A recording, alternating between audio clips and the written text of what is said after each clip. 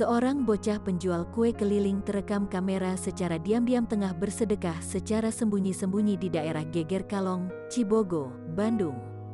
Dengan membawa sebuah kotak seperti tempat kue, dan menggantungkan karung di pundak sebelah kanannya, bocah penjual kue keliling tersebut menutupi tangannya itu dengan kotak kuenya.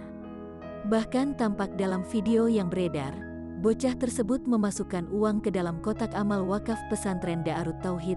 Sambil melihat kanan dan kiri, terlihat bocah tersebut tak ingin ada yang mengetahui bahwa dia sedang bersedekah. Bahkan terlihat jelas dalam video yang dibagikan akun Instagram @indonesianoftedai, bocah penjual kue keliling tersebut tampak berjalan tanpa alas kaki. Tak sedikit netizen yang simpati atas aksi yang dilakukan oleh bocah tersebut, mendoakan atas kebaikan yang telah dilakukan sang penjual kue keliling.